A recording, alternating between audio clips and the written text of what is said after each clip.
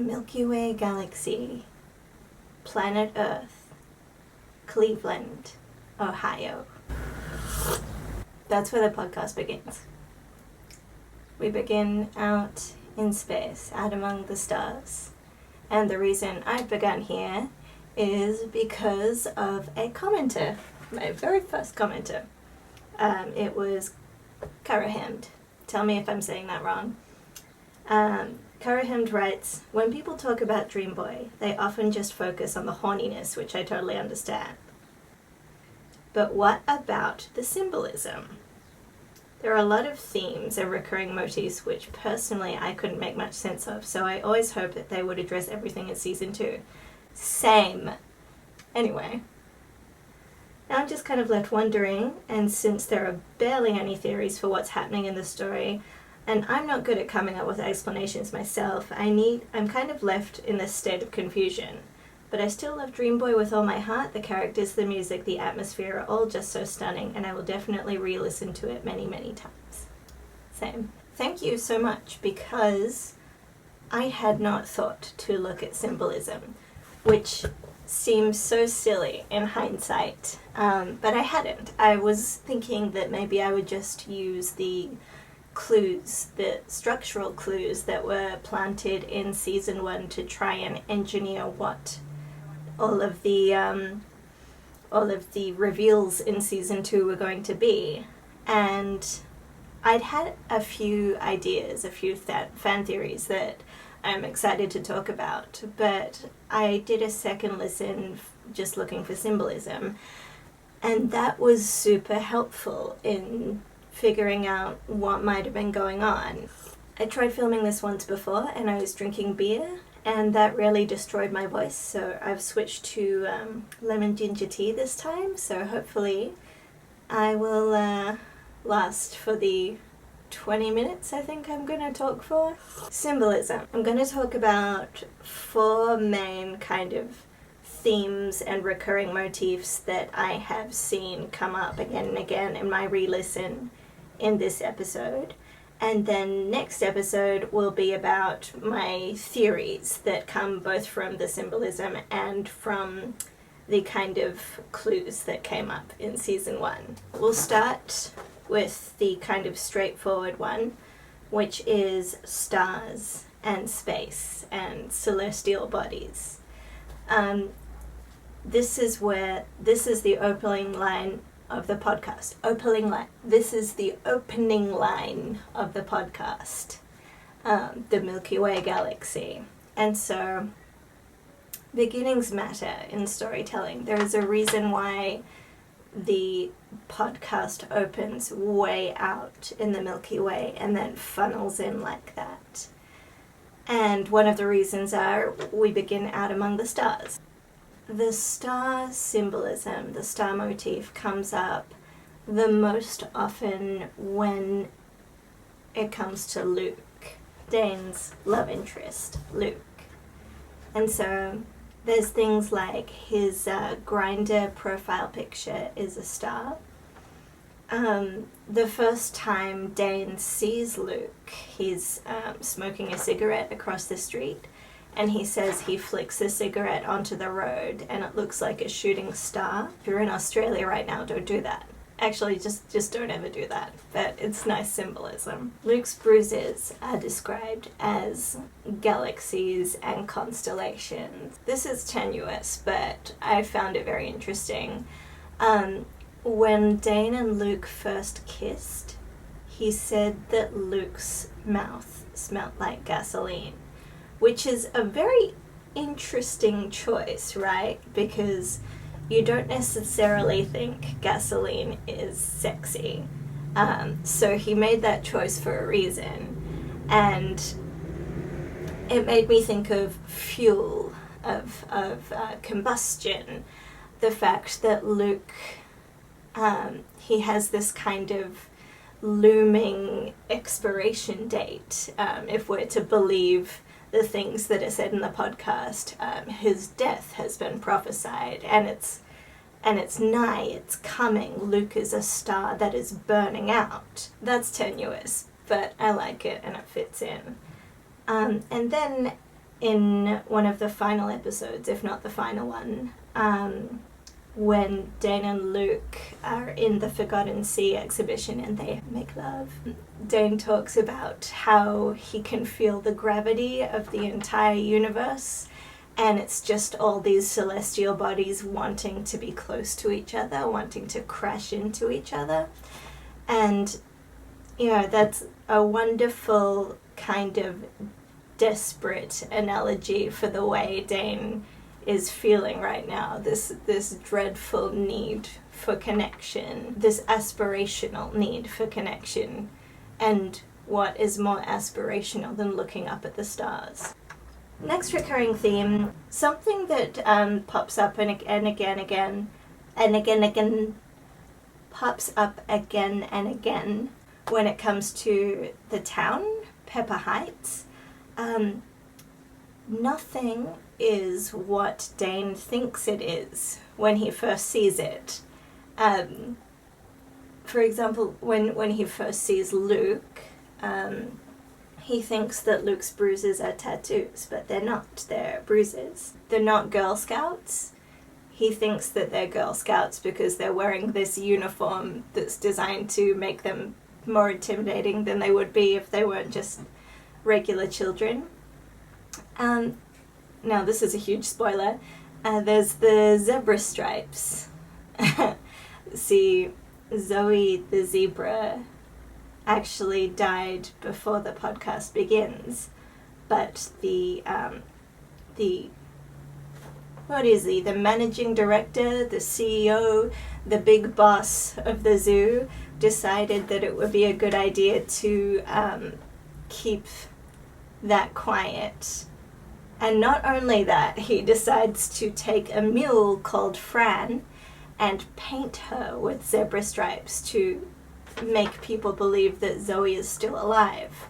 And the reason he does this is ever since Zoe killed the child who snuck into her enclosure, tourism has been going up at Pepper Heights Zoo. So, yeah, nothing is what Dane thinks it is, or a lot of things aren't what Dane thinks they are. Right down to when he gets stung by the African honey wasp, and the first thing he sees when he comes to is a giant wasp. But it's actually a woman who is obsessed with wasps and is dressed up as a wasp. Now we're getting into kind of the bigger, more complicated symbolism and themes. Here's an obvious one. Dreams. Dreams are everywhere in this podcast. The first time we meet Dane, he is dreaming. He's dreaming of being swallowed by this big fish. And I'll get into that in just a second, but before, the fish dream kind of takes you on this big, long journey through the podcast. So before I go there, I want to talk about Eric Smollenberger. He is a little boy who is a bit character in the podcast, and he accidentally drops acid because of, a whole shenanigan with two backpacks being switched. And so he accidentally drops acid, and he's about 7 years old, and he has a weird day, and then he goes to sleep, and he dreams about the candy clown. And it's this surreal musical number, and it's incredible. I think that perhaps Dane wrote this song with the dream that one day it might get sung by Tim Curry. It was very much in the same vein as that song Toxic Love from Fern Gully that's sung by Tim Curry, who plays the villain Hexus, who is sentient pollution, but sexy gay sentient pollution. And this is very much the same. It's this very melodramatic, mincing kind of way of singing, and it's wonderful. So that's a dream that's kind of peripheral to the plot. The most important dream in the plot would have to be the dream that Dane has. We first meet him when he's having the dream, and he has it a couple of times throughout the podcast. He is floating underwater. He at first is happy, And then he feels a presence in the water, and the presence turns out to be this giant prehistoric fish. And the fish swallows him, and he realizes that inside the fish is completely hollow. And he looks out from between the fish's jaws, and he notices that he's not actually swimming underwater, but swimming over Cleveland. Inside the fish, Cleveland is covered with water. And he finds out that Luke has been having the same dream. So we know that this dream about the fish can be shared with people. There's a flashback to the founder of the town and the zoo, John Stonefall. And John Stonefall wears this fossilized disc around his neck, and it's revealed in the story that the fossilized disc is actually a vertebrae that belongs to that species of prehistoric fish. And it's revealed in the podcast that after he finds the vertebrae, he becomes obsessed with digging, and he buys up a lot of land in Cleveland so that he can dig it up. And so a little fan theory that I have is that we know that this dream about the prehistoric fish can be shared. So I think John Stonefall was having this same dream. And I also think that the obsession with digging probably came from the fact that, you see, when Dane was having the dream, he dreamt about modern day Cleveland. So whatever time period you're in, you're dreaming about the contemporary Cleveland below you. And 100 years ago in John Stonefall's time, Cleveland would have been less covered by buildings. And so he might have seen something down on the ground that Dane hadn't. Or there's also the fact that he may have had it more than Dane had by the time we're introduced to him, because he'd been living in Cleveland for longer than Dane had. So that's my theory. I've got a bunch more theories that I'll talk about next episode, so you can look forward to those. And finally, there's Cora de la Roche and her dreams. I mentioned before that Luke had been prophesied to die. Well, Cora is the one who had the prophecy. If we're to take Cora's word for it, she has prophetic dreams about people's deaths. And she dreamt that Luke was going to die, and she saw him underground, and Dane was there with her. And so, yeah, that's why I said Luke has this expiration date. Luke is this bright star that's close to burning out. In the final episode, when Dane and Luke fall into the Forgotten Sea exhibition, it's kind of hinted that that's the fulfillment of the prophecy, because Dane and Luke are underground, and Luke loses consciousness for a moment, and perhaps he may have been whatever the dream counts as dead for a moment. That to me feels like cheating, so I'm not sure that Luke is out of the woods yet. I think he may still be in danger in the story. But Dane Terry certainly doesn't seem like a bury your queers type of writer, and so I'm not sure whether Luke will end up safe or not. I'm sure we would have found out in season 2, but yes. And finally, this is my favorite. There's the recurring theme of being buried or submerged. And this comes up a lot. Even before we meet Dane, before he's having his dream, the first person we meet is a little girl who gets in a small plane, and that plane crashes into a lake. It's submerged in the water, and the podcast heavily hints that it will never be found. And then we immediately cut to Dane and his dream, and he is also submerged in the water. If we're getting peripheral here, there's the ride that Dane works on at the Pepper Heights Zoo. It's called Jupiter's Lifeless Moons, and it's about mining.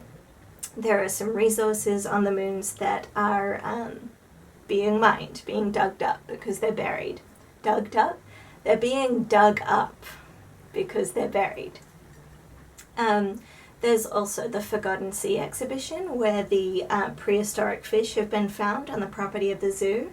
Again, archaeology, we're uncovering something that has been buried and submerged, if you think about it, because they're prehistoric fish. Let's see. Of course, 100 years ago, John Stonefall, he was obsessed with digging, finding something that was buried. The last word we hear from John Stonefall is, "It's the serpents I'm looking for." So, is it the prehistoric fish he's referring to, or is there some other thing? I like to think that if he was looking for fish, he would have said, "It's the fish I'm looking for." But no, he said serpents. And so there might be something else buried under Pepper Heights, something more snake-like. This is a sad one. When Dane teases Luke in the supermarket, he uses this analogy of a sinking submarine. And in order to save the submarine, you have to close doors within it to stop the water from flooding the entire vessel. And when you close those doors, sometimes people don't have time to get out, and you have to sacrifice those people in order to save the submarine. And so he talked about it looked like a door had closed inside Luke when Dane was teasing him, and that door was preventing Dane from being hurt. Feels. And finally, this is so intriguing, and it's never brought up again. Cora de la Roche lives in a house that had originally been built by John Stonefall. And the last time we see her, she's in her basement, and there's a bulge in the wall. And that bulge, Cora has an interesting reaction to it. She's described as placing her hand on it as tenderly as one might a pregnant woman's belly. So whatever that is that's pushing into the foundations of her house, she's happy that it's there. We know that John's first wife, Elizabeth Stonefall, was buried on the property near that house. And we know that she died in childbirth. And so there could be like a little symbolic link there. The fact that the bulge is compared to a baby, and the fact that Elizabeth died trying to have a baby. And so it could be just Elizabeth's grave that's encroaching on the foundations of the house. But I don't think it is. I think it might be something else, because this podcast goes in all sorts of weird directions, as we've seen from season 1. So next episode we can talk about the things that I think might have been going to happen, and yeah, looking forward to that. Thank you. Please comment below with your favorite symbols and themes, if I've missed anything relating to mine, or if I've missed any whopping great ones that you really liked. And I'll see you in a month or so. Bye.